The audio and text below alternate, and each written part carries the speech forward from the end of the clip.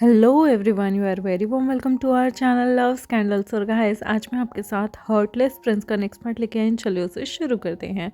जैसे कि हमने पिछले एपिसोड में देखा था कि लेन शिचन यहाँ पर जंगछा के द्वारा रिसाइट की जाने वाली कविता या पोएम को इतने ध्यान से सुन रहा था कि उसका खून खौल रहा था।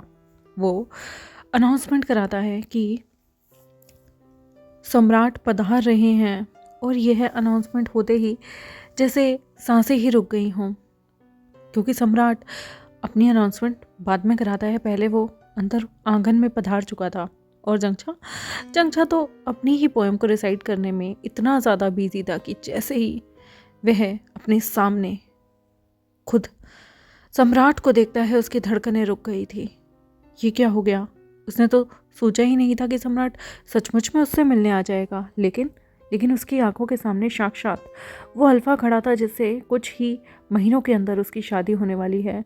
और यहाँ पर जंगछा को इतनी खुशी से वो अजीबोगरीब प्रेम का था रिसाइट करते हुए, दोहराते हुए सुनकर, जैसे शिचन की मुठियाँ भिज चुकी थी और गुस्से में उसका पारा हाई हो चुका था। अपने अपने लोगों के साथ वो धीरे धीरे कदमों से बढ़कर यहाँ पर गहरी सांस लेते हुए एकदम से होने वाली एम्प्रेस ओमेगा जंगछा के सामने साक्षात खड़ा हो चुका था। दोनों की ही एकदम से नज़रें एक दूसरे के सामने ऐसे थी जैसे उन दोनों को ही एक दूसरे का ऑरा बिल्कुल पसंद नहीं आ रहा हो। जंगछा तुरंत ही झुककर प्रणाम करता है और उसके पीछे पीछे विभूषण भी फटाफट खड़ा हो जाता है। सभी नौकर चाकर जो अपना काम कर रहे थे, एकदम से उनकी दुनिया ही रुक गई, क्योंकि उन्होंने सोचा ही नहीं था सम्राट सच में आ जाएंगे। सभी फटाफट झुककर प्रणाम करना शुरू कर देते हैं, और यहाँ पर लेंचिचन की आंखों में एक गुस्सा उतर आया था, एक नफरत थी, और न जाने क्या क्या। यहाँ पर वो अंदर आया, जंगछा के सामने एकदम सामने आके खड़ा हो गया। जंगछा कुछ बोल ही नहीं रहा था, और ये चीज़, उसकी यह चुप्पी ही कहीं ना कहीं शिचन को अंदर ही अंदर निचोड़ रही थी, गुस्सा दिला रही थी। क्यों? आखिर उसका फेटेड ओमेगा उसे क्यों नहीं देख रहा? हाँ, क्या वो इन निगाहों से उसके छोटे भाई लवांगजी को देखना चाहता है, या फिर उसने उम्मीद नहीं की थी कि यहाँ पर साक्षात एम्परर प्रस्तुत हो जाएंगे? क्या वो यहाँ पर हेंगवन जुन को इमेजिन करना चाहता था? यही सवाल, यही कठोर सवाल उसके दिल को निचोड़े जा रहे थे, और गुस्से से उसकी मिठियाँ और भी ज़्यादा भिज रही थी कि तभी सोने पे सुहागा हो गया। पता नहीं कहाँ से मटकता हुआ शुयंग आ गया, वही उसकी मूंगफली, जो वो भुनी हुई मूंगफली पिछली रात कोई नहीं लेके आ पाया था, वो उसे देने के लिए अचानक से यहाँ आ गया। और अचानक से उसने जैसे ही यहाँ पर एम्परर का काफिला देखा, वो थोड़ा सा सकपका गया था, लेकिन फिर भी उसने अपने कदमों को अंदर रखा। झुककर सबसे पहले उसने प्रणाम किया एम्परर, और उसने झुककर वो किया। वहीं शुयंग को देखकर एकदम से लैन शिचेन का गुस्सा तो सातवें आसमान पर था। उसका बीपी तो ऐसे शूट हो गया था ना, जैसे मानो उस धरती अभी चिर जाएगी, बहुत बड़ा वोल्केनो विस्फोट हो जाएगा। बिल्कुल उसके दिल के ऐसे ही टुकड़े हजारों हो रहे थे। और शुयंग यहाँ पर एकदम से एम्परर के साथ एम्प्रेस को भी वो करता है और कहता है, वो मैं। शिचन कहता है, क्या क्या करने आए थे तुम यहाँ? तो वो पहले तो थोड़ा सा घबराता है, और फिर कहता है कि ये भुनी हुई मूंगफली हैं, एम्प्रेस को बहुत ज़्यादा पसंद है, इसलिए उनके लिए लाया हूँ। यहाँ पर शिचन कहता है, भुनी हुई मूंगफली एम्प्रेस को पसंद है और तुम लाए हो? दिनाचरक वो भुनी हुई मूंगफली अपने हाथ में लेता है और उसे ज़ोर से अपने हाथ में पकड़ता है। फिर अचानक से पता नहीं उसे क्या हुआ, उसने उस कागज़ में भुनी हुई मूंगफली को पता नहीं कैसे फाड़ा कि वो अचानक से सारी की सारी ज़मीन पर गिर गई और फैल गई। और यही तो वो चाहता था, शिचन यही चाहता था कि एकदम से फैल जाए, क्योंकि वो अपने ओमेगा को किसी दूसरे अल्फा के द्वारा दी गई चीज़ को छूने भी नहीं देना चाहता। और उसके भाई की इतनी हिम्मत कि वो मूंगफली भिजवा रहा है, वो उसके ओमेगा को टेम्प्टेड करना चाहता है। यही सोच के उसका गुस्सा सातवें आसमान पे चढ़ गया था, और उसने एकदम से शुयंग की तरफ देखते हुए कहा, ओहो शिट, अब तो ये मूंगफलियाँ खाने लायक नहीं रही। और फिर उन्हीं पर वो अपने पैरों को चढ़ाते हुए कहता है, अब तो ये गंदी हो गई हैं और गंदी चीज़ को एम्प्रेस के पास नहीं रहना चाहिए। जल्दी से इसे साफ करो और बाहर फेंक दो इन मूंगफलियों को। उसने अपनी जूतियों को सारी मूंगफलियों पे रगड़ दिया था और सारी धूल उन मूंगफलियों पे लग गई थी। शुयंग को ये जेस्चर बिल्कुल पसंद नहीं आया। उसे गुस्सा तो आ रहा था क्योंकि वो जानता है कि वेवुशन कितने प्यार से ये चीज़ें चंचा के लिए लेके आया था, लेकिन वो कुछ नहीं कर सकता था। वो नीचे देखता है। गुस्से में शिचेन उसकी तरफ देखते हुए कहता है, अब तुम्हारा काम ख़त्म हो गया ना, क्या कर रहे हो यहाँ, जाओ यहाँ से। शुयंग कहता है पर फिर कुछ नहीं बोलता और बो करके चला जाता है। लेकिन ये चीज़ ना शिचेन के दिल में घाव कर गई थी। वो जंगछा से कहता है कि मुझे तुमसे कुछ इम्पोर्टेंट बात करनी है, तुम्हारे कमरे में चले। जंगछा एकदम से घबरा गया कि ये क्या हुआ है। अभी जो सामान शुयंग उसके लिए लाया था, पहले तो एम्परर ने उसे बिगाड़ दिया और अचानक से वो उसे कमरे में ले जाना चाहता है। ऐसी क्या बात है जो उसे कमरे में करनी है? क्या वो उसके साथ? नहीं, जंगछा ये सब सोच नहीं सकता, इसलिए वो कहता है कि ठीक है। लेकिन वो थोड़ा घबरा रहा था और वेवुशन को इशारों से अपने साथ चलने के लिए कह रहा था। यहाँ पर जंगछा और वेवुशन जैसे ही चलने लगते हैं तभी शिचेन जोर से चिल्लाते हुए कहता है, हे तुम कहाँ जा रहे हो? हाँ, मैंने तुम्हें साथ चलने के लिए कहा है क्या? या फिर बहुत ज़्यादा पर निकल आए हैं तुम्हारे? बताओ। हाँ, इसको 10 कोड़े मारे जाएं। जैसे ही एकदम से वेवुशन को 10 कोड़ों की सजा सुनाई गई तभी जंगछा डर गया और जंगछा तुरंत ही पीछे मुड़कर शिचेन के सामने घुटनों पर बैठ गया और कहा कि महाराज नहीं, उसे छोड़ दीजिए, मैंने उसे इशारा किया था, मुझे लगा कि तुमने इशारा किया था। शिचेन ने कहा और कहा कि उसके चेहरे को पकड़ते हुए ऊपर करते हुए, तुम्हारी इतनी हिम्मत, मैंने तुम्हें अपने साथ बात करने के लिए बोला ना, तुमने इशारा कैसे कर दिया? हाँ, खुद को सचमुच का एम्परर समझने लगे हो तुम ओमे का? हाँ। और उसके चेहरे को एक साइड कर देता है। जंगछा की हाथ एकदम कांपने लग गए थे और वो कहता है, प्लीज़ नहीं, प्लीज़ मर्जी कीजिए ना, प्लीज़ उसे कुछ मत कीजिए, प्लीज़ मैं आपके पैर पड़ता हूँ। और वो पैरों को हाथ लगाने ही वाला था कि तभी उसको रोक देता है शिचेन और कहता है कि छूना भी मत मुझे। एम्परर को छूने की सज़ा तुम समझ भी नहीं सकते कितनी बुरी हो सकती है। और ठीक है, मैं उसे माफ़ करता हूँ, लेकिन दोबारा मेरे अलावा मेरे ही सामने किसी और को ऑर्डर करने की कोशिश भी मत करना। ये मत समझना कि तुम मेरे ओमेगा बन चुके हो। एम्प्रेस का ओहदा कुछ भी हो जाए, एम्परर से नीचे ही रहता है। ये बोलकर शिचेन अब जंगछा के कमरे को ढूंढ रहा था कि तभी वो पूछता है कि चलो कमरों में। और जंगछा एकदम से अपने कपड़ों को झाड़ता हुआ खड़ा होता है और अपने कमरे की तरफ चल रहा था। वो धीरे धीरे करके अपने कमरे की तरफ जा रहा था कि शिचेन गुस्से में आकर उसे कहता है कि जल्दी चलो। और वो फिर अपने पैरों की गति को बढ़ाते हुए जल्दी कमरे में जाता है। कमरे में जाकर वो आसपास की जगह ठीक ही कर रहा था कि उसे सुनाई दिया कि जैसे उसके कमरे का दरवाज़ा बंद हो गया है।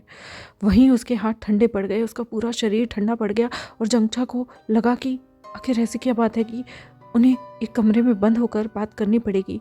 वो कभी किसी अन्य पुरुष, अन्य अल्फा के साथ एक कमरे में नहीं रहा है। और क्या डिमांड करना चाहते हैं आखिर सम्राट उससे? वो बेचारा जहाँ बैठना चाहता था वहाँ उसके हाथ रुक गए थे कि तभी कमरा बंद करने के बाद शिचेन उसके पास आए, उसे उसकी बाहों से खींच के अपनी तरफ किया। और यहाँ पर जंगछा एकदम ठंडा पड़ चुका था। उसके शरीर से कोई भी मूवमेंट नहीं हो पा रही थी, जैसे मानो उसका पूरा शरीर बर्फ़ का बन गया हो, पत्थर जैसा। और वो बस गहरी सांस ले रहा था और एकदम से आंखों में देख रहा था शिचेन की, जहाँ पर सिर्फ गुस्सा था। फिर शिचेन उसके करीब आया, धीरे धीरे उसके होठों के करीब आया और फिर उसकी गर्दन को सूंघने लगा। और फिर उसने अपने हाथों से जंगछा की वेस्ट बैंड को खोल दिया। जंगछा ने यहाँ पर तुरंत ही सम्राट का हाथ पकड़ के कहा, सम्राट, हमारी शादी अभी नहीं हुई है। सम्राट के चेहरे पर एक स्mirk आई और उसने कहा कि तुम मुझे रोक रहे हो? तुम मुझे रोक रहे हो? उसने ज़ोर से चंचा की गर्दन को पकड़ लिया और फिर अपनी उंगलियों का इस्तेमाल करके उसकी वेस्ट बैंड को खोल दिया। फिर उसने सबसे पहले जंगछा के शरीर में ऊपर से एक कंधे की तरफ से ज़ोर से खींचकर उसके 2 लेयर के कपड़ों को साइड किया। फिर बाकी के लेयर को भी ज़ोर से अपने हाथों से खींचकर साइड कर दिया और एक कंधे से बिल्कुल ही नीचे उतार दिया।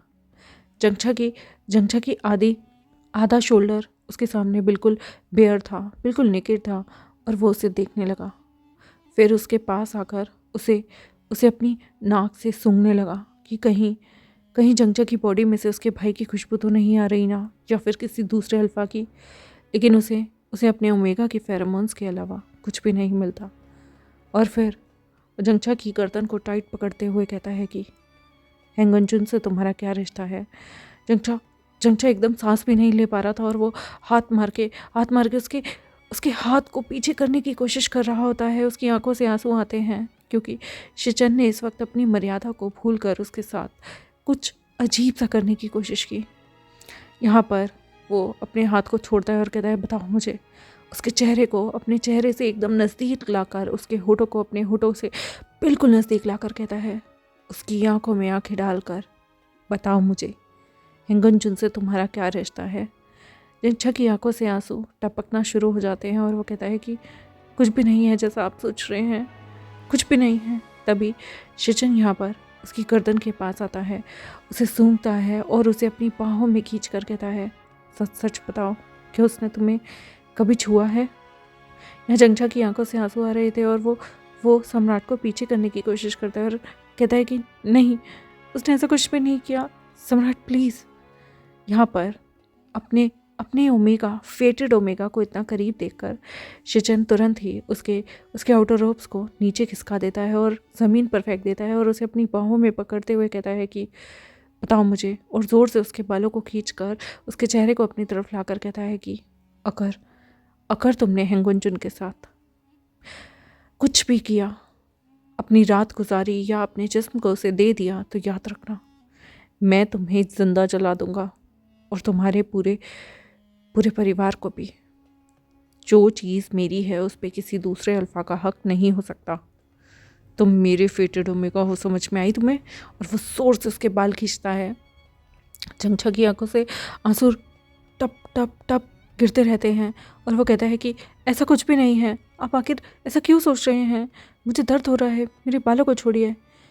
जंगछा के बालों को वो जोर से खींचता है कि उसकी चीख बाहर तक जाती है। तभी वो उसके मुंह पे हाथ रखते हुए उसे डराते हुए कहता है कि खबरदार जो तुमने चिल्लाया, हाँ? और फिर उसे धक्का मार के पीछे कर देता है। जंगछा बड़ी मुश्किल से खुद को संभालता है, साथ का सहारा लेता है और अपने कपड़ों को तुरंत ही अपने कंधे पे से ठीक करने लगता है। उसे बहुत ही शर्म आ रही थी और उसे ऐसे देखकर शिचन का भी खून खौल रहा था। अब उसे यकीन हो गया था कि जंगछा की बॉडी में से उसके भाई के फेरोमोन्स नहीं आए, मतलब अभी तक उनके बीच में कोई भी फिजिकल कांटेक्ट, हाथ पकड़ना या किस करना या कुछ भी नहीं हुआ है। वो शांत होता है और फिर जंगछा की तरफ से अपने मुंह को मोड़कर अपनी पीठ करके खड़ा हो जाता है। जंगछा तुरंत ही अपने कपड़ों को ठीक करता है और थोड़ा सा आगे आके अपने उस आउटर रोब को ज़मीन से उठाता है, फिर खुद को पहनता है दूसरी तरफ मुँह करके।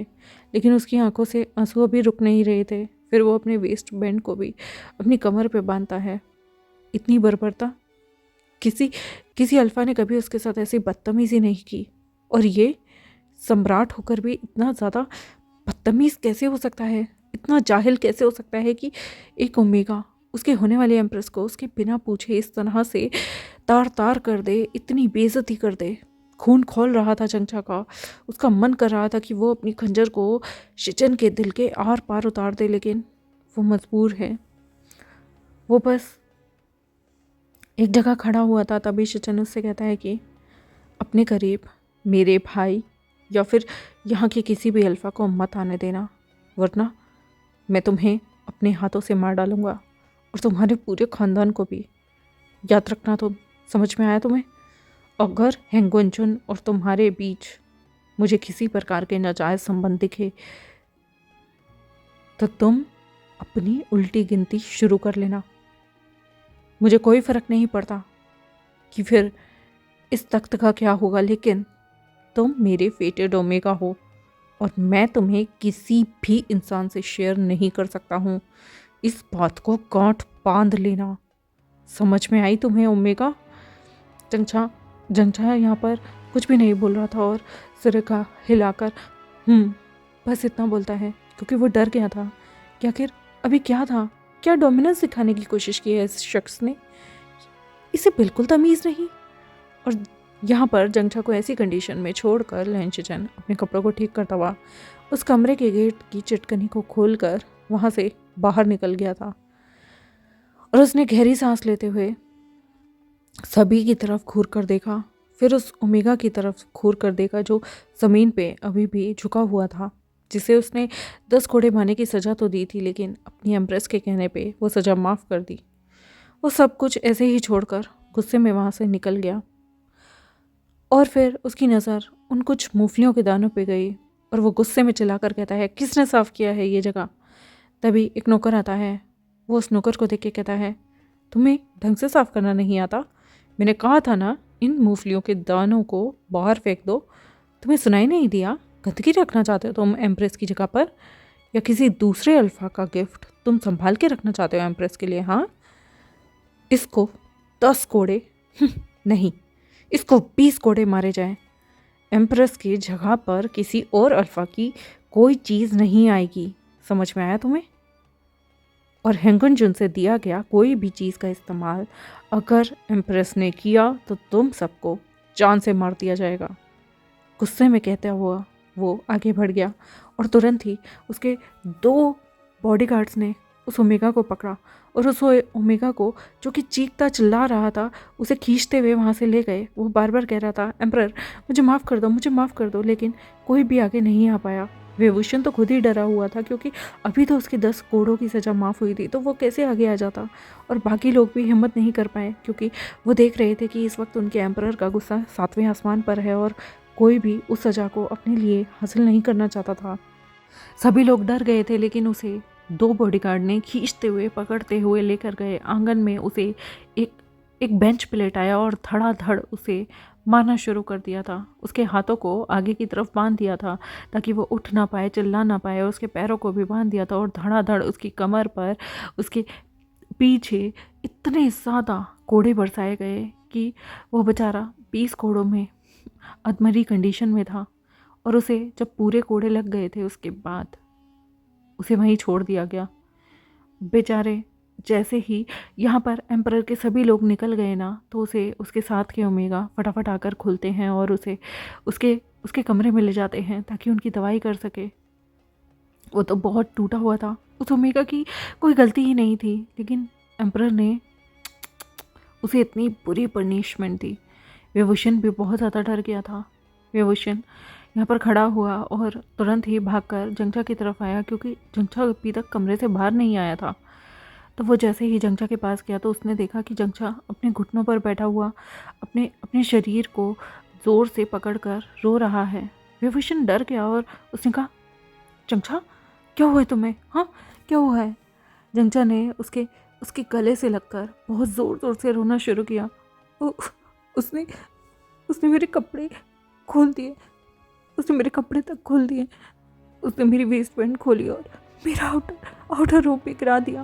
विभूषण, उसने मेरे एक कंधे से सारे कपड़े खींचकर नीचे कर दिए और वो मेरे इतने करीब आ गया, मैं बहुत डर गया था। विभूषण मुझे घर जाना है प्लीज़। मैं यहाँ की जगह को मैं ये सब नहीं बर्दाश्त कर सकता। प्लीज़ मुझे घर ले चलो, मुझे घर जाना है, मुझे माँ बापा के पास जाना है। ये आदमी, मैं इसके साथ शादी नहीं करना चाहता, मैं एम्प्रेस नहीं बनना चाहता। प्लीज़ मुझे घर ले चलो। इसने मेरे नज़दीक आकर मुझे छुआ, मुझे बिल्कुल अच्छा नहीं लगा। प्लीज़ मुझे घर ले चलो। जंगछा जैसे टूट गया था, उसकी आंखों से आंसू बह रहे थे और वो बहुत डर गया था। विभूषण ने उसे अपने सीने से लगाया और कहा कि शांत हो जाओ। वो एम्परर है और तुम्हारा अल्फा है, वो तुमसे शादी करेगा। नहीं नहीं नहीं नहीं नहीं विभूषण, मैं शादी नहीं करना चाहता। उसने उसने जैसे मुझे छुआ मुझे अच्छा नहीं लगा, मुझे मुझे बिल्कुल अच्छा नहीं लगा। प्लीज़ प्लीज़ मुझे ले जाओ। उसने बिना परमिशन के मेरे नज़दीक आने की कोशिश की।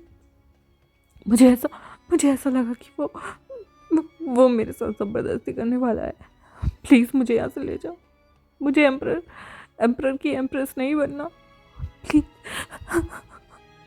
प्लीज़ मुझे यहाँ से ले जाओ। मुझे डर लग रहा है, शादी के बाद वो मेरा क्या हाल करेगा।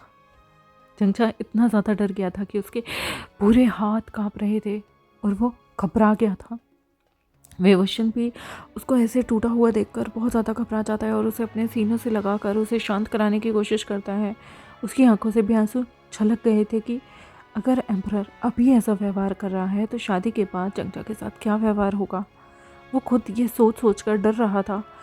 पूरा जंगचा का शरीर काँप रहा था और विभूषण उसे जैसे तैसे करके उठाता है और वहीं बिस्तर पर सुला देता है। लेकिन जंगचा तो इतना डर गया कि अचानक से उसका पूरा शरीर तपना शुरू हो गया था। उसे तेज बुखार आ गया था। वो पूरा शरीर काँप रहा था। उसे इतना डर लग रहा था क्योंकि पहली बार किसी ने उसके साथ बदतमीज़ी करने की कोशिश की और वो कोई और नहीं बल्कि उसका होने वाला अल्फा है। क्या सभी अल्फा इतने टॉक्सिक होते हैं? क्या ओमेगा का नो उन्हें समझ में नहीं आता? कि उन्हें कभी ये समझ में नहीं आता कि अगर कोई मना कर रहा है तो रुक जाना चाहिए।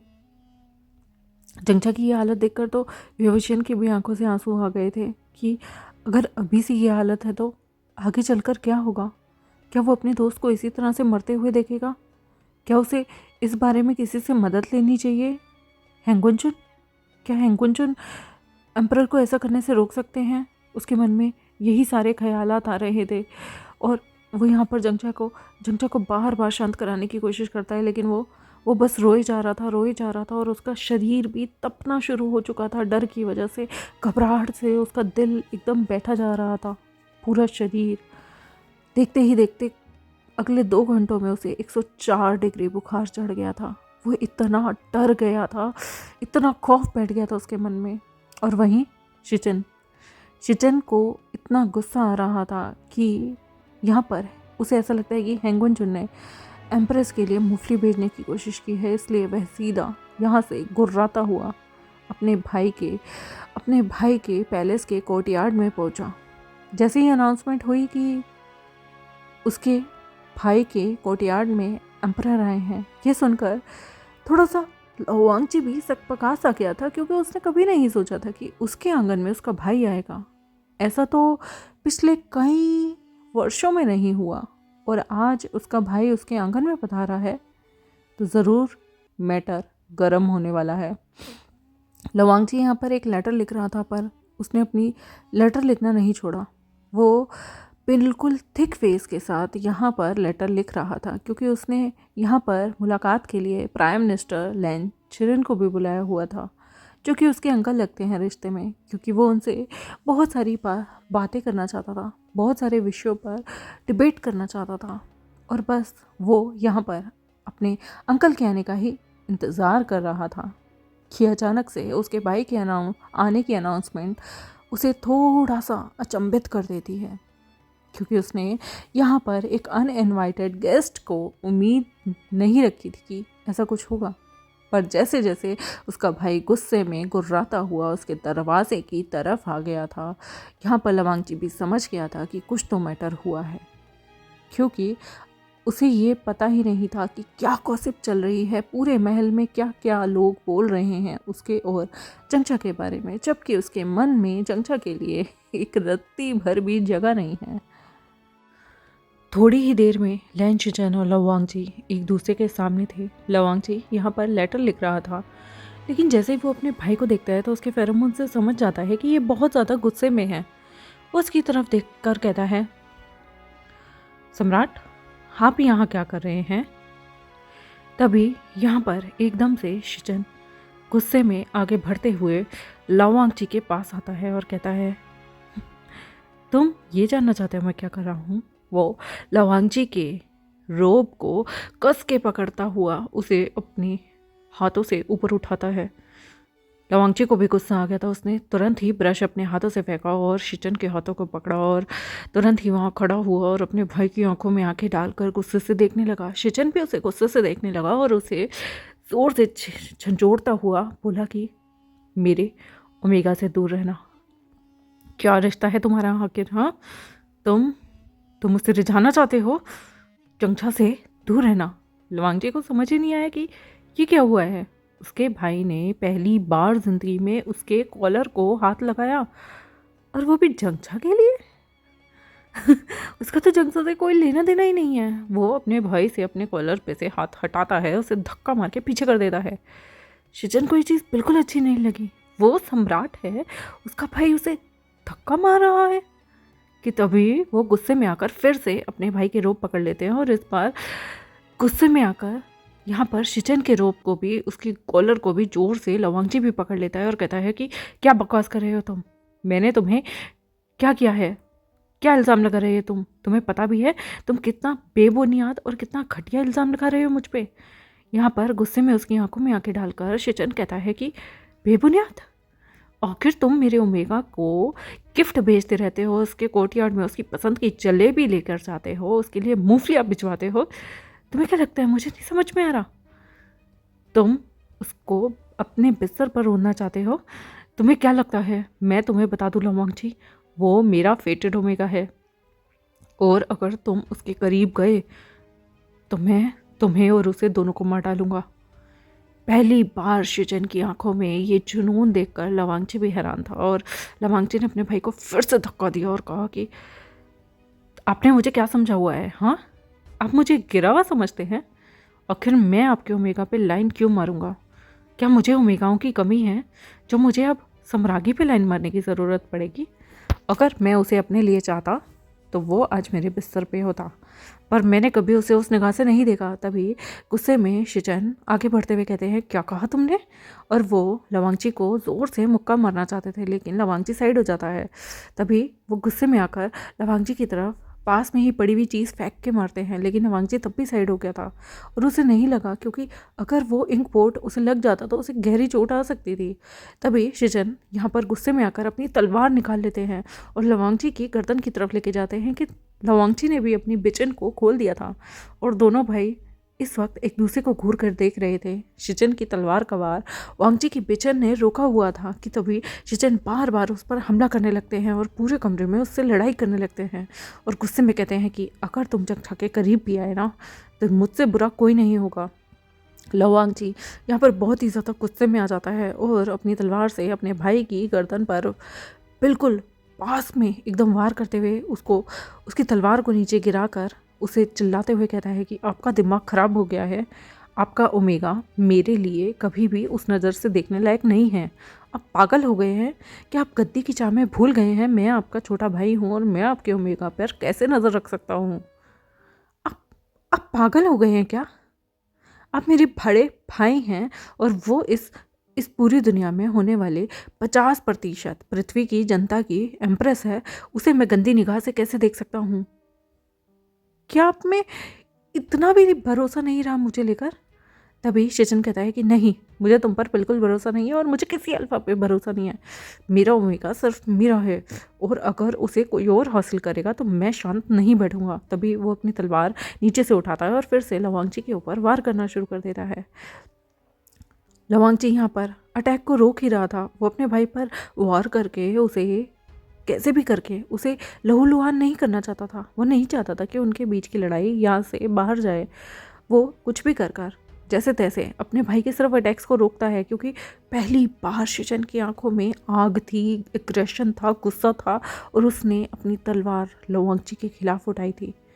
यहाँ पर लवांगची के चेहरे पे एक स्mirk आ गई थी और वो उससे पागलों की तरह, बल्कि उसे और भी ज़्यादा गुस्सा दिलाने की कोशिश करता है और कहता है कि क्यों, आपने अपनी मिनिस्ट्रों की सुन ली? लगता है वो आपके पास चुगली करने आए थे। तभी शिचन कहता है वो चुगली नहीं कर रहे।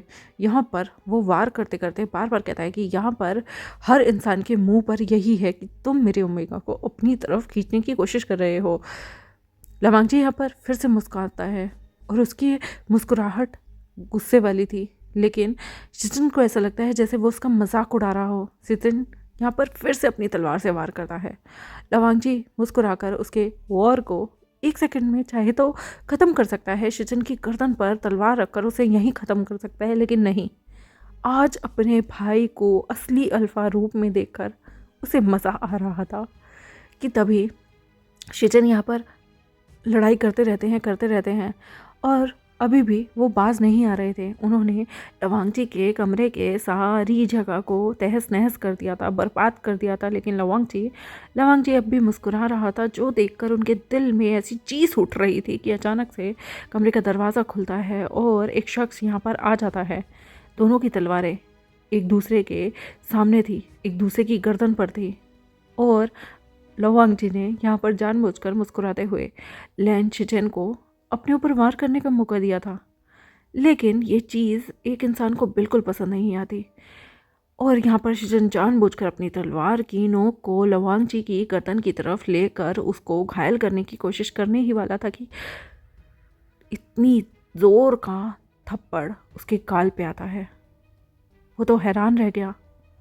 उसके सामने प्राइम मिनिस्टर और उसके अंकल, उसके चाचा चिरन खड़े थे और वो ज़ोर से यहाँ पर शिचन के चेहरे पर खींच के थप्पड़ मारते हैं कि शिचन के हाथ से तलवार भी गिर गई थी और वो खुद भी कुछ कदम पीछे चला गया था। ये क्या हुआ? एक सम्राट को थप्पड़ मारा गया, वो भी उसके अंकल के तहत। वो तुरंत ही अपनी तलवार को ज़मीन से उठाता है और अपने चाचा की गर्दन पर रखने ही वाला होता है कि तभी बीच में लवांगजी आता है और उसकी तलवार के 2 टुकड़े कर एक साइड में फेंक देता है। उसकी बिचन ने इतनी तेजी से वार किया था कि एम्परर की तलवार के 2 टुकड़े हो गए थे। शिचन अपने हाथों से उस तलवार को ही छोड़ देता है और यहाँ पर लवांगजी शिचन के गर्दन के बिल्कुल करीब अपनी तलवार ले जाकर कहता है कि सोचना भी मत, परिवार के किसी भी व्यक्ति की तरफ अगर आपकी तलवार कभी उठी तो आपका ये हाथ ही काट दिया जाएगा ब्रदर। याद रखिएगा, अंकल, फादर, मदर या फिर हमारे जो भी फ्यूचर के ओमेगा या हमारे बच्चे होंगे उन पे कभी भी आँच नहीं आनी चाहिए। परिवार के किसी जन पर भी आँच आई तो मैं आप पर वार करने से पहले सोचूंगा नहीं। और वो चिरन को अपने पीछे कर लेते हैं। चिरन की आंखों में बहुत गुस्सा था और शिचन की आंखों में भी बहुत गुस्सा था कि उसके अंकल की इतनी हिम्मत कैसे हो गई कि एक सम्राट पर हाथ उठा दिया। तभी चिरन गुस्से में कहते हैं कि क्या तुम अपनी मर्यादा भूल गए हो? क्या तुम भूल गए हो कि जिस भाई ने तुम्हें गद्दी पर बैठाया है तुम उसे ही मारने चले हो? कितने कितने नाफरमानदार हो चुके हो तुम, नाफरमाबरदार हो चुके हो तुम अपने छोटे भाई पर इस तरह से हमला क्यों कर रहे हो? शिचन दांतों को पीसता हुआ कहता है, छोटे भाई पर हमला? ये मेरे ओमेगा को अपनी तरफ आकर्षित करने की कोशिश कर रहा है। तभी चिरन को और गुस्सा आता है और वो एक और थप्पड़ मारने के लिए आगे बढ़ते हैं कि तभी लवांगजी उन्हें रोक देता है। यहाँ पर गुस्से में चिरन कहते हैं, तुम अंधे हो गए हो क्या? तुम्हारे भाई ने कभी तुम्हारा बुरा नहीं चाहा है, तुम ये नहीं देख सकते? शिचन आखिर तुम्हें क्या हो गया है? जब से तुम गद्दी पे बैठे हो तुम्हारे सिर पर तुम्हारी सत्ता हावी होती जा रही है और तुम पागल हो गए हो। यहाँ पर चिरन की आंखों में गुस्सा था और उसकी आंखों से आंसू निकल गए और उसने कहा कि आप सभी मुझे निकम्मा और निठल्ला समझते हैं ना? भले ही यह गद्दी मुझे इसने भीख में दी हो, भले ही मैं सम्राट बनने के लायक नहीं हूँ, लेकिन मैं अपने ओमेगा का अल्फ़ा बनने के बिल्कुल लायक हूँ और मेरे ओमेगा की तरफ जो भी नज़र उठा के देखेगा मैं उसे मार डालूँगा, फिर वो आपका प्यारा लाडला हैंगनचुन ही क्यों ना हो। गुस्से में वहाँ से शिचन अपने कपड़ों को ठीक करता है और गुस्से में चला जाता है। उसका मूड इतना ख़राब था कि वो गुस्से में वहाँ से पैर पटकता हुआ गुस्से में निकल गया और सारी प्रजा बिल्कुल चुपचाप थी। किसी को नहीं पता कमरे में क्या हुआ है, पर यह पता था कि लड़ाइयाँ हो रही हैं, चिल्लाने की आवाज़ें आ रही हैं, पर सब एकदम शांत थे क्योंकि राजा सबको मृत्युदंड भी दे सकता है उनकी बातें सुनने के लिए। किसी को ये नहीं पता था कि चिरन ने शिचन के गालों पर चांटा मारा है, क्योंकि वो चीज़ कमरे में हुई थी, इसलिए लोगों को नहीं पता था। यहाँ पर लवांगजी को देखकर लवांगजी की गर्दन को चिरन चेक करने लगते हैं और कहते हैं, तुम ठीक हो ना? उसने तुम्हें नुकसान तो नहीं पहुँचाया?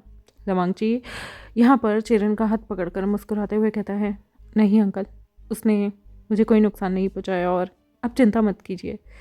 मैं स्ट्रांग हूँ। मैं वैसे पहली बार मैंने ब्रदर की आंखों में गुस्सा देखा है।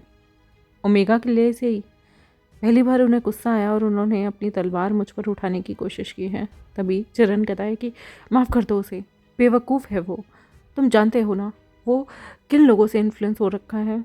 लवांगजी ने कहा कि कोई बात नहीं, जिनसे भी इन्फ्लुएंस हुआ है उन लोगों को अच्छे से कड़ी सज़ा दी जाएगी, उन लोगों को उनकी औकात दिखाई जाएगी और आप चिंता मत कीजिए, मैं उन्हें अपने हाथों से सजा दूंगा अंकल, लेकिन मैं इस परिवार को टूटने कभी नहीं दूंगा।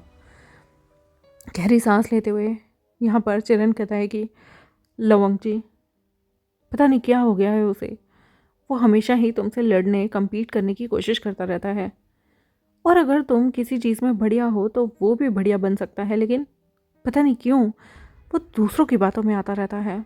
लवांगजी मुस्कुराता है और कहता है, कोई बात नहीं अंकल, वैसे मैंने आपको यहाँ पर एक काम के लिए बुलाया था, हम वो काम करते हैं। हाँ, ब्रदर पागल हो चुके हैं, उन्हें लगता है कि मैं इतना गिर गया हूँ कि उनके ओमेगा पे लाइन मारूंगा। मेरे तो सपने में भी ऐसा ख्याल मन में नहीं आ सकता।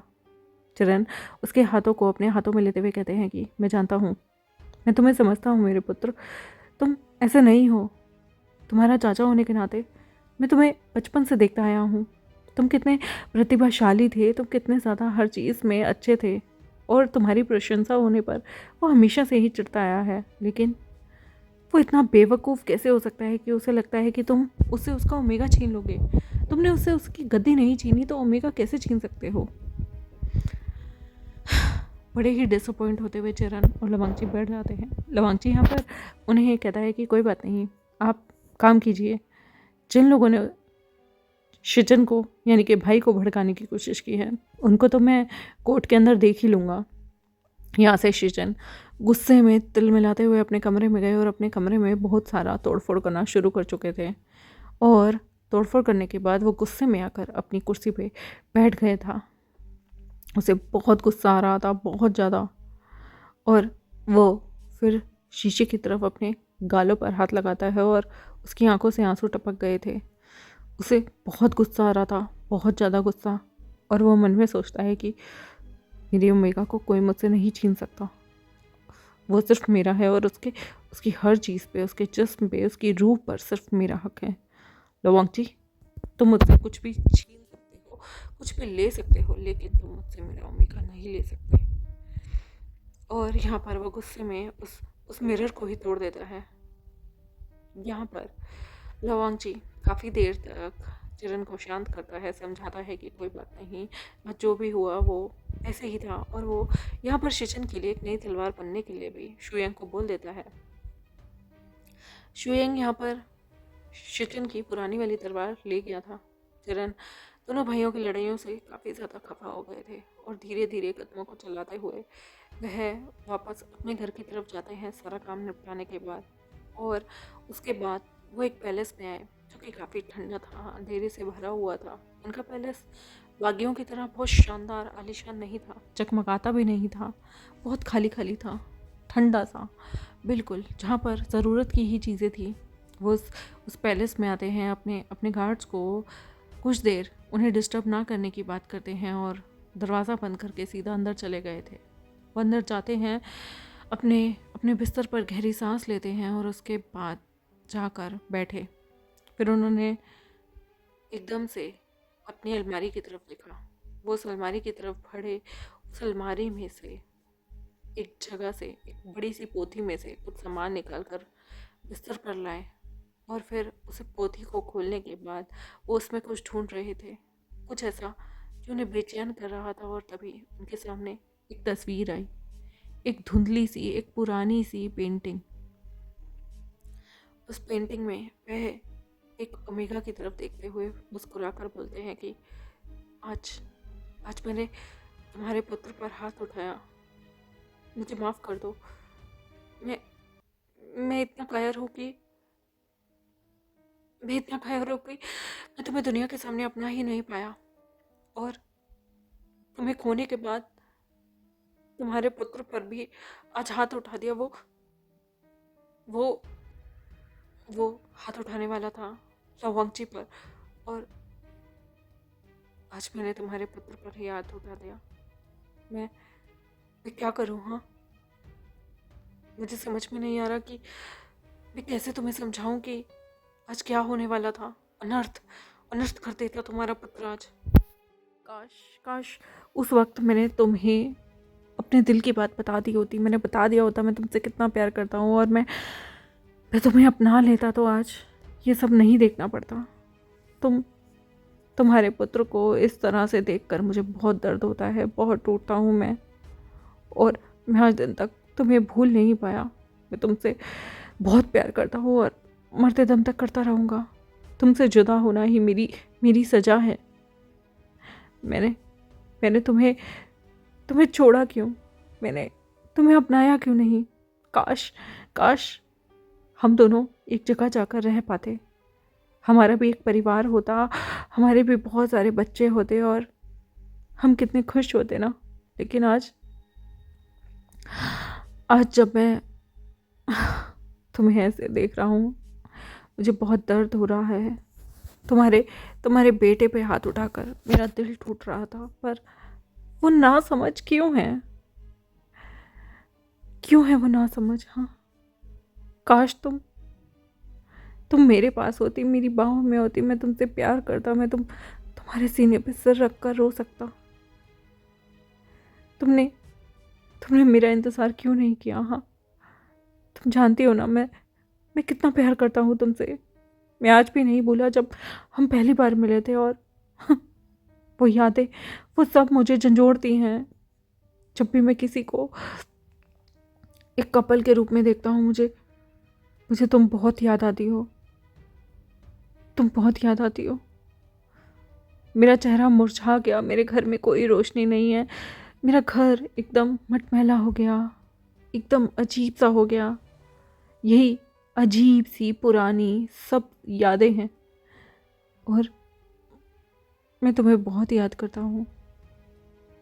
काश हम एक हो पाते, काश मुझ में इतनी हिम्मत होती कि मैं तुम्हें अपना पाता, पर अब बहुत देर हो गई, बहुत ज़्यादा देर हो गई। पर मैं आज भी तुमसे बहुत प्यार करता हूँ। वो उस पेंटिंग के चेहरे को देखकर वापस से फोल्ड करके उस पोतली में रख देते हैं। उनकी आंखों से आंसू गिर गए, और उन्होंने अपने आंसू पोंछते हुए उस पोतली को बंद किया और उस अलमारी के अंदर रख दिया। उस अलमारी को बंद करके उसके सिरे के साथ अपने माथे को टिकाकर वो रोने लगते हैं और कहते हैं कि काश तुम मेरे पास वापस आ पाती, काश मैं तुम्हें अपनी बाहों में भर सकता, काश मैं तुम्हें प्यार कर सकता। मैं तुमसे कल भी प्यार करता था, आज भी प्यार करता हूँ, और मरते दम तक प्यार करता रहूँगा। यहाँ से सीन शिफ्ट होता है। जंगछा बहुत ज़्यादा बीमार पड़ा हुआ था, जैसे मानो उसे कुछ भी अच्छा नहीं लग रहा। उसका बुखार बहुत ज़्यादा ऊपर चढ़ता जा रहा था, बहुत ज़्यादा ऊपर, कि बार बार उसे ठंडे पानी की पट्टियाँ करनी पड़ रही थी, और तो और जैसे तैसे करके उसके हाथों को पैरों को मालिश की जा रही थी। लेकिन तभी विभूषण यहाँ पर देखता है ना कि कितना ज़्यादा दिक्कत हो रही है उसे। वो तुरंत ही नौकरों को कहता है कि फटाफट से किसी भी वैद्य को बुला कर लाया जाए। वहाँ पर एक छोटा वैद्य आ ही जाता है, जो कि जंगछा के लिए कुछ दवाइयाँ लिखता है। लेकिन जंगछा को इतना ज़्यादा खौफ बैठ गया था कि वो बहुत ज़्यादा बीमार पड़ गया था। अगले 2 दिन तक पूरे पैलेस में सन्नाटा था। कोर्ट भी नहीं लगा था राजा का, और लवांगची भी कहीं बाहर नहीं गया था, बल्कि उसके कमरे में जितनी हलचल हुई थी उसने चुपचाप शुयंग से कहकर सब चीज़ों को सफाई से अपने कमरों में रखवा दिया था, और टूटी फूटी चीज़ों को भी इधर उधर फेंकवा दिया था, क्योंकि वो नहीं चाहता था किसी को पता चले कि हैंगवनजुन और चिवुजुन के बीच में लड़ाई हुई है। वो इतनी बेतुकी सी बात को बाहर नहीं लेना चाहता था। वहीं शिचेन अपने ही कमरे में बैठा हुआ पागल हो चुका था गुस्से से। उसकी आंखों में गुस्सा था, और उसे ऐसा लग रहा था जैसे उसका अपना परिवार ही उसे अपना नहीं मानता है। यह बात जो कि उस दिन उस कमरे में लड़ाई हुई है, यह कहीं ना कहीं चिंगनजुन और उनकी पत्नी के कानों तक भी पहुंची। उन्हें बहुत गुस्सा आया कि आखिर शिचन इतना बेवकूफ़ कैसे है। शिचन अपने फेटेड ओमेगा को लेकर इतना पागल क्यों हो रहा है। चिंगनजुन को ये समझ में नहीं आ रहा था। और उसकी माँ को अपने बेटे की इस कंडीशन पर बहुत दया आती है। वो चिरन को देखकर कहती है कि तुम्हें उस पर हाथ नहीं उठाना चाहिए था। चिरन माफ़ी मांगते हैं और कहते हैं कि मुझे माफ़ कीजिएगा महारानी, मैं खुद को रोक नहीं पाया जब वो लवांगजी की गर्दन पर तलवार रखे हुए था और उसे नुकसान पहुंचाने वाला था। तभी वो कहती हैं कि कुछ भी हो, आपको मेरे पुत्र पर हाथ नहीं उठाना चाहिए। आप कुछ नहीं लगते उसके जो आप उस पर हाथ उठा देंगे। और मुझे लगता है कि आपको उससे जाकर माफ़ी मांगनी चाहिए क्योंकि आपका उससे कोई नाता नहीं है। ये वर्ड चिरन के दिल को घायल करने के लिए काफ़ी थे। ये वर्ड उन्हें ऐसे चुभे थे ना जैसे किसी ने उनके गर्दन के ऊपर तलवार चला दी हो, किसी ने उनके दिल को टुकड़ों में तोड़ दिया हो। सही तो कहा कि उसकी कोई औलाद नहीं, उसका कोई घर बार नहीं और उसका कुछ भी नहीं। आखिर क्यों एक इंसान प्यार में गलतियां कर देता है और सारी जिंदगी पछताता रहता है। और उसके हाथ क्या आया है?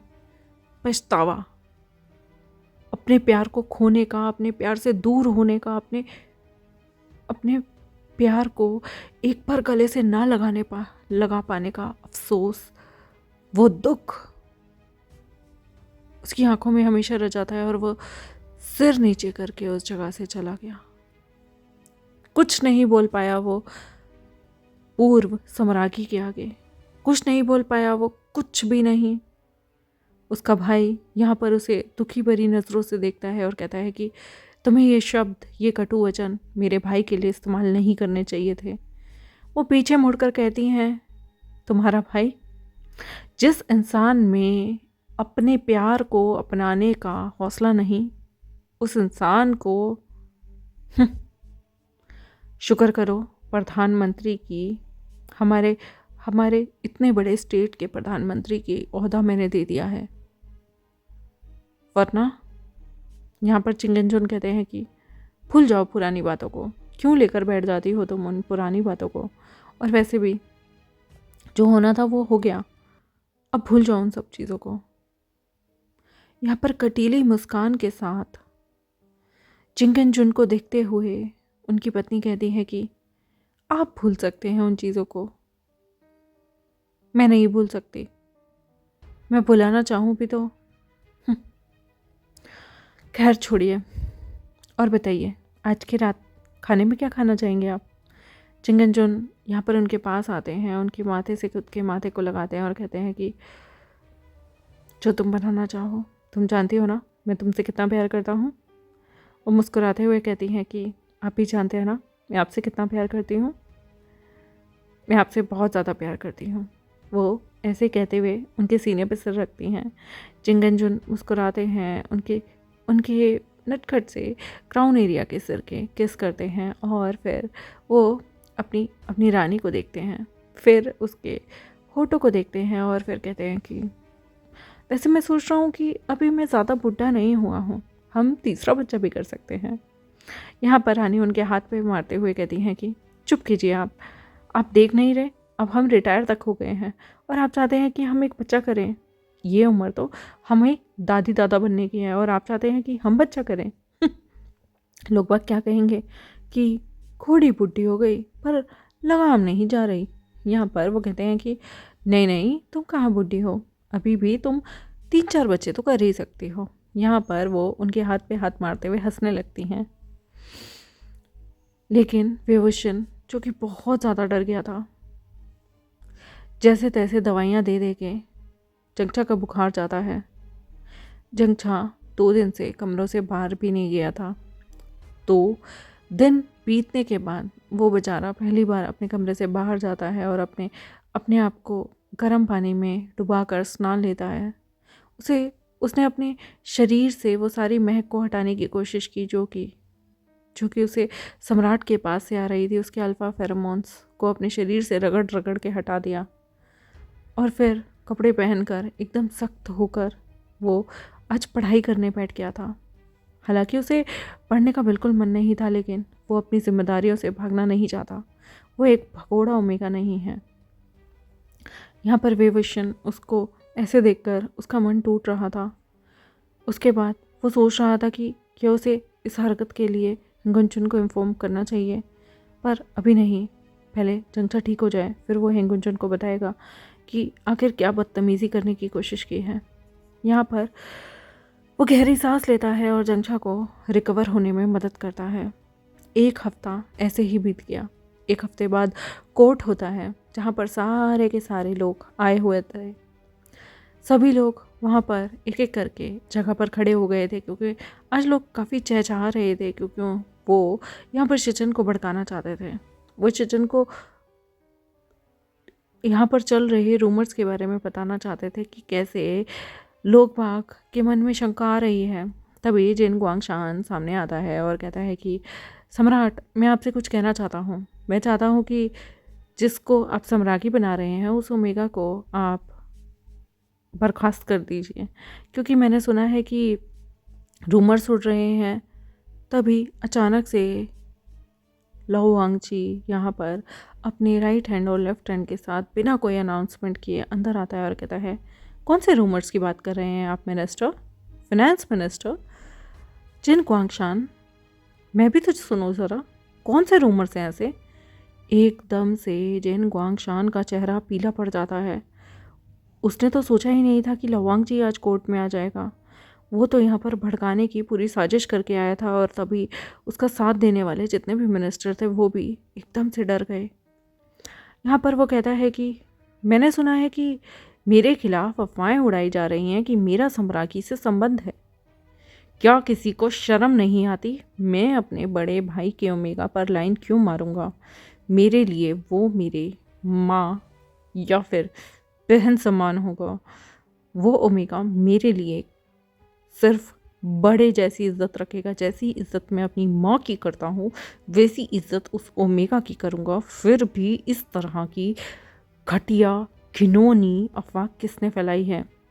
अचानक से सभी लोग डर गए और सभी लोग झुक कर कहने लगे, हेंगुनचुन, हमने ऐसा कुछ नहीं किया, हमने ऐसा कुछ भी नहीं किया। जिन गुआंगशान अचानक से पीछे मुड़ता है और कहता है कि मुझे नहीं पता, ये अफवाहें कहाँ से फैली हैं, मुझे कुछ नहीं पता। तभी हेंगुनचुन गुस्से में कहता है कि 5 मिनिस्टर जो कि सम्राट को एक रात आग लगाने गए थे, उनको छोड़कर सभी यहाँ से बाहर जाएं। तभी अचानक से भगदड़ मचती है।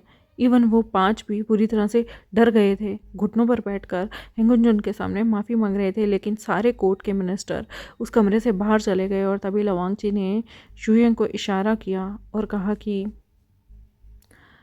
दरवाज़ा बंद कर दो, तुम सभी बाहर जाओ और दरवाज़ा बंद कर दो। अचानक से वो शिचन की तरफ मुड़ा, आंखों में आंखें डालते हुए अपने भाई से कहने लगा कि इन्हीं लोगों ने सम्राट को भड़काने की कोशिश की थी ना। यहाँ पर वो गुस्से से अपने फेरोमोन्स को रिलीज़ करता है, जिसकी वजह से सब कुछ सफोकेशन होना शुरू हो जाती है।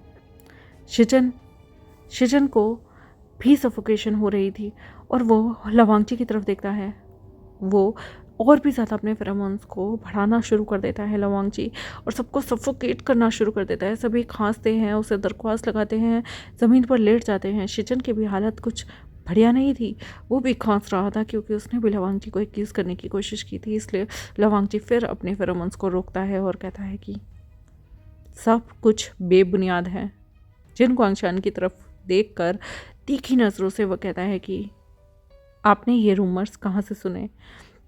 जिन गुआंगशान, मैं आपसे पूछना चाहता हूँ, क्या आपने मुझे कभी भी उनके बेडरूम में जाते हुए, रात में बाहर निकलते हुए अपनी आंखों से देखा है? जिन गुआंगशान यहाँ झुक कर कहते हैं, नहीं हेंगुनचुन, मैंने ऐसा कुछ भी नहीं देखा। मुझे बस इतना पता चला कि आपने सम्राज्ञी का ख्याल रखने के लिए उन्हें जलेबी भिजवाई थी, इससे ऊपर कुछ भी नहीं। मैंने कुछ भी नहीं सुना। मैं आसमान की कसम खाता हूँ, मैं भगवान की कसम खाता हूँ, मैं अपनी हर चीज़ की कसम खाकर, परिवार की कसम खा के कहता हूँ कि मुझे बस रूमर्स आए थे कि आप उन्हें प्लीज़ करना चाहते हैं, लेकिन मुझे बस इतना पता है कि आपने उनके लिए जलेबी भिजवाई। तभी मुस्कुराते हुए जोर जोर से हेंगुनजुन कहता है कि जलेबी भिजवाने पर आपने इतना बड़ा खिलौना इल्ज़ाम मुझ पर लगा दिया।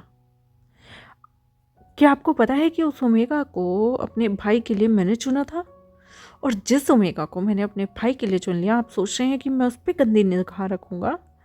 आपने मुझे अपनी तरह घटिया समझा है क्या, जो हर ओमेगा के पीछे दुम हिलाकर भागता फिरे? आपको क्या लगता है आपकी अय्याशियों के किस्से मेरे कानों में नहीं पड़े हैं? जिन क्वांग आपकी नाजायज़ औलाद है, क्या मुझे नहीं पता है? कितने ओमेगाओं को आप हैरेस कर चुके हैं? आप क्या सोचते हैं मुझे नहीं पता? आपकी कुंडली खुलवाऊं क्या? क्या चाहते हैं आप कि आपका जिन परिवार खातों में कि एक परिवार हुआ करता था सिर्फ ऐसे टाइटल में रह जाए? अगली बार अपनी जुबान सोच समझ के खोलिएगा। मेरे भाई, मेरे परिवार और मेरे रिश्तों के बीच में फूट डालने की कोशिश की तो याद रखिएगा, आपकी दोनों आंखें फोड़ दी जाएंगी और आपकी जुबान जो इतनी चलती है ना, उसे खींच के बाहर निकलवा दूंगा। समझ में आ रहा है? आप मेरे भाई के काफ़ी नज़दीकी हैं, इसलिए इस बार छोड़ रहा हूँ। अगली बार आपकी ये जो दो आंखें ओमेगाओं पे डुलती रहती है ना, इन्हें फुड़वा दूंगा। और ये जुबान जो बहुत ज़्यादा चलती है, इसे कटवा दूंगा। और फिर आप अपनी शेखी कभी बयान नहीं कर पाएंगे, इसलिए आग लगाना बंद कर दीजिए। और आप भी सम्राट, आपका विजन बहुत बड़ा होना चाहिए। ऐसे ऐसे लोग आप लोगों ने अपने कोर्ट के अंदर रखे हैं जो आपको भड़काते हैं अपनों के खिलाफ। नज़रिया ठीक कीजिए अपना थोड़ा, वरना ऐसा ना हो कि वो परिवार ही ना बचे और ये लोग आपका फ़ायदा उठा लें। लवांग जी गुस्से में यहाँ से पास भी नहीं आया सम्राट के और मुड़कर सीधा चला गया, कोर्ट से बाहर निकल गया दरवाज़ा खोलकर। और उसके पीछे शुयंग और लैन शुशिबी बाहर निकल गए थे। यहाँ पर जिन क्वांग्याओ पे लैन शिचन को भी बहुत गुस्सा आता है। लैन शिचन यहाँ पर गुस्से में आगे आते हैं और कहते हैं कि आपने मुझे मेरे परिवार के खिलाफ भड़काने की कोशिश की। सिर्फ आपको पता था ना कि आपकी बताई हुई बातें मुझे कितना ज़्यादा गुस्सा दिलाएंगी। बाकी के 4 लोग फटाफट बोलने लगे कि हमें तो जिन क्वांगशान ने कहा था कि हम आपको ऐसे ऐसे बोले। बाकी हमने तो सिर्फ रूमर जलेबी का ही सुना था। बाकी ऐसा कुछ भी रूमर नहीं है कि हेंगोंजन ने उन्हें पटाने की कोशिश की हो या हेंगोंजन उन पे मेहरबान है। हमने तो सुना है कि हेंगोंजन वहाँ जाते भी नहीं हैं। हेंगोंजन गलती से उस दिन वहाँ गए थे। और सच बताऊँ तो शायद से वो सारी चीज़ें ना जो भी हेंगोंजन ने वहाँ पर भिजवाई थी, वो जो हमारी एम्प्रेस का अटेंडेंट है ना, वो ही लेकर गलती से हेंगोंजन के राइट हैंड को दे दिया था। शायद उन दोनों का चक्कर चल रहा है और उसने अपना सामान हेंगोंजन के राइट हैंड के पास छोड़ दिया था। इसलिए सारी कन्फ्यूजन हो गई। सम्राट, एम्प्रेस के लिए लाया गया सामान उनके अटेंडेंट ने गलती से हेंगोंजन के राइट हैंड शुयंग के पास छोड़ दिया था, क्योंकि शायद उनके बीच कुछ होगा और हम लोगों ने गलत समझ लिया। हमें माफ़ कर दीजिए, हमें माफ़ कर दीजिए। शिचन का तो पारा जैसे हाई हो गया था कि अरे इतनी बड़ी गलती उससे कैसे हो सकती है। अगर यहाँ पर एम्प्रेस के अटेंडेंट का चक्कर यहाँ पर हेंगुंजन के अटेंडेंट के साथ चल रहा है, तो उसने सब ये क्या कर दिया। उसने अपने भाई पे इतना बड़ा इल्ज़ाम लगा दिया, उसने अपने ओमेगा को इतना बड़ा दर्द दे दिया, उसने अपने ओमेगा तक को इतनी बुरी तरीके से ट्रीट किया था और अपने भाई को भी। उसे इतना दुख लगता है कि वो गुस्से में चिल्लाता है, गार्ड्स यहाँ आओ, इन चारों को झूठ बोलने के नाम पर 50 कोड़े मारो और तो और इनके अगले 6 महीने का वेतन भी काट लो। और वो जिन क्वांगशान की तरफ देखता है और कहता है कि आप उम्र में बहुत बड़े हैं, इसलिए इनको भी 50 कोड़े मारे जाएं और 2 साल का वेतन इनका छीन लिया जाए। गुस्से में ये बोलते हुए वहाँ से चला गया। जिन क्वांगशान बार बार रोने लगता है और कहता है, नहीं नहीं सम्राट रुकिए, सम्राट मुझ पर दया कीजिए, सम्राट मेरी उम्र भी नहीं है, सम्राट मैं 50 कोड़े कैसे झेलूँगा, सम्राट प्लीज़। जोर से चिल्लाते ही रहते हैं, लेकिन सभी को खींच कर वहाँ से ले जाया जाता है। सभी को पनिशमेंट वाली जगह पर हाथों को पूरे के पूरे बड़े बड़े बेंचों से बांध दिया गया था और उनकी कमर को धड़ाधड़ धड़ाधड़ बहुत सारे फटकारें लग रही थी।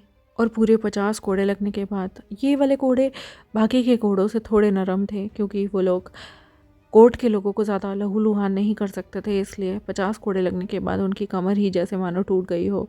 सारे शरीर से खून निकल आ रहा था और जिन गुआंगशान के दोनों पुत्र जिन गुआंग्याओ और जिन जिशुन भी वहाँ पर अपने पिता को लेने आ गए थे। सज़ा कंप्लीट होने के बाद जिन गुआंगशान को उसकी बग्गी के अंदर लेटा कर ले जाया गया और बाकी के ऑफिशियल्स का भी यही हाल था।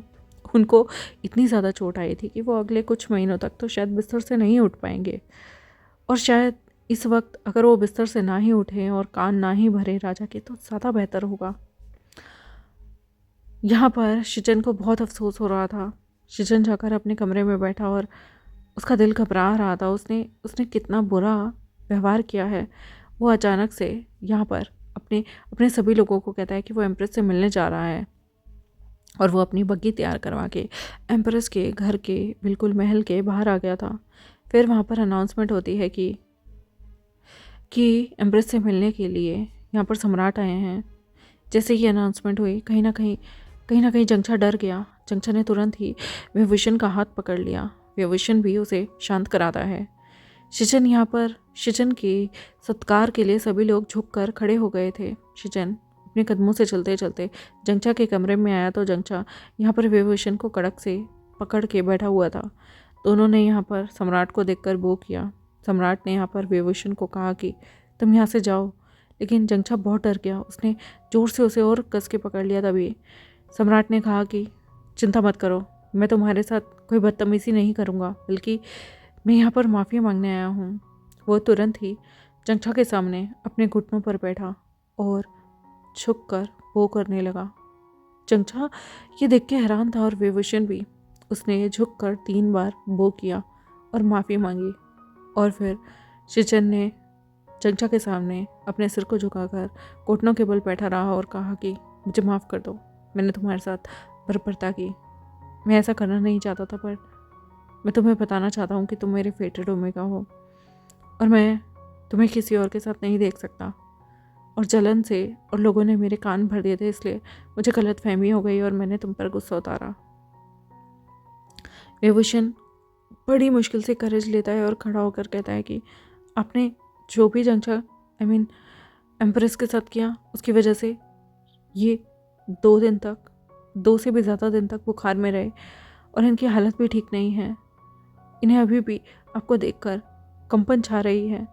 मैं नहीं चाहता कि इनकी तबीयत खराब हो जाए। तभी शिजन ने यहाँ पर जंगछा की तरफ देखा। जंगछा की आंखें आंसुओं से भरी हुई थी, उसके गाल आंसुओं से भीगे हुए थे। तभी शिजन ने यहाँ पर तुरंत ही अपने घुटनों के बल खड़ा हुआ और विभूषण को कमरे से जाने के लिए कहा। विभूषण जैसे ही गया तो जंगछा यहाँ पर कस के अपने कपड़ों को पकड़ चुका था। शिजन उसके पास आया, उसके हाथों को अपने हाथों में लिया जो कि मुट्ठियाँ भींची हुई थी और उसकी तरफ देखकर कहने लगा कि मैं इतना बुरा नहीं हूँ। मुझ पे यकीन रखो कि मैंने आज जो तुम्हारे साथ किया वो मैं भविष्य में कभी नहीं करूँगा, कभी भी नहीं। तुम मेरे फेटेड ओमेगा हो और मैं तुम्हें दर्द नहीं दे सकता हूँ, मुझे माफ़ कर दो। यहाँ पर जंगछा अपना हाथ पीछे करता है और कहता है कि ठीक है, मैंने आपको माफ़ किया, आप अब जा सकते हैं। शिजन कहता है नहीं, तुमने मुझे दिल से माफ़ नहीं किया, पर मैं तुम्हारी माफ़ी का इंतज़ार करूँगा। प्लीज़ उस दिन की वाक्य को क्या हम अपने दिमाग से, दिल से नहीं निकाल सकते। मुझे माफ़ कर दो, मैंने तुम्हारे साथ सच में गलत किया और मुझे लगा कि शायद तुम बाकियों की तरह मुझे निकम्मा समझते हो और इसलिए तुम मेरे भाई के साथ मिलकर मुझे धोखा देना चाहते हो। यहाँ पर जंगछा की आंखों से आंसू टपक गए और उसने कहा कि आपको ऐसा क्यों लगता है कि हर बंदा आपके भाई के लिए सब कुछ करने को तैयार हो जाएगा? क्या आपने कभी मुझसे पूछा कि मैं क्या चाहता हूँ? मुझे यहाँ लाया गया मुझसे बिना पूछे कि मेरी शादी कैसे करवाई जा रही है, और उसके बावजूद भी हर कोई इंसान मुझे आकर कुछ भी सुना देता है, धमका देता है। क्या मैं सम्राज्ञी बनने वाला हूँ फिर भी मेरी कोई इज्जत नहीं? जब आप ही मेरी इज्जत नहीं करेंगे तो बाकी लोग मेरी इज्जत कैसे करेंगे? आप मुझे तुच्छ समझेंगे तो बाकी लोग भी मुझे तुच्छ समझेंगे और मेरा फ़ायदा उठाने की कोशिश करेंगे। सम्राट, आपको समझना होगा कि सम्राज्ञी की भी एक इज्जत होती है। आप मुझे सबके सामने शर्मसार या फिर मेरी इज्जत को तार तार नहीं कर सकते हो, और अगर आप लोग मुझ पे इतना मेंटल प्रेशर बनाओगे तो मैं अपनी जान दे दूंगा। ये सुनते ही सचिन का दिल कांप गया और उसने एकदम से उसकी तरफ देखते हुए कहा, कभी भी नहीं, ये ख्याल अपने मन में भी मत लाना, और रही बात, आज के बाद मैं तुम्हें इज्जत दूंगा। यहाँ पर वो पास में ही पड़े अपने खंजर को निकालता है और अपने हाथ को काट कर वहाँ पर खून की बूंदें गिरता हुआ उसके सामने कहता है कि तुम मेरे ओमेगा हो और मैं आज के बाद तुम्हें डिसरिस्पेक्ट कभी नहीं करूँगा, दूसरों के सामने तो कभी भी नहीं। अगर मुझे कुछ कहना होगा तो मैं तुमसे अकेले में कहूँगा, पर तुम्हारे साथ अपनी सीमा को पार नहीं करूँगा। मैं तुमसे वादा करता हूँ एक लैन होने के नाते। वो बोलते हैं और तुरंत ही अपने खंजर को बांधते हैं। उनके हाथों से खून टपकता हुआ देखकर जंगचा को भी अच्छा नहीं लगता, इसलिए वो भी अपने हनफों में से एक रुमाल निकालता है और तुरंत ही उनके हाथों पर बांधना शुरू कर देता है। सृजन यहाँ पर जंगचा की तरफ देखते हैं जो कि कितना मासूम है। उनके चेहरे पर पहली बार एक सच्ची वाली मुस्कान आई। आज दिन तक सारी स्प्रिट्स आती थी, एक दुष्ट मुस्कान रहती थी, एक टूटी मुस्कान रहती थी, लेकिन पहली बार उनके चेहरे पे मुस्कान आई और उन्होंने अपने दूसरे हाथ से जंगचा के गालों को सहलाते हुए कहा कि तुम बहुत खूबसूरत हो। और बस वो इतना बोलते हैं, जंगचा थोड़ा सा डरता है, पीछे होता है और वो अपनी हाथों पर उस रुमाल को बंधा हुआ देखकर उस कमरे से निकल गए मुस्कुराते हुए और कहा कि तैयारी अच्छे से करना, तुम मेरे सम्राज्ञी बनोगे। मैं चाहता हूँ कि इस टेस्ट को तुम अच्छे से पार करो, और हाँ, तुम सम्राज्ञी बनने वाले हो, इसलिए आज के बाद कोई तुम्हें डिसरिस्पेक्ट नहीं करेगा। कोई भी नहीं, मतलब कोई भी नहीं।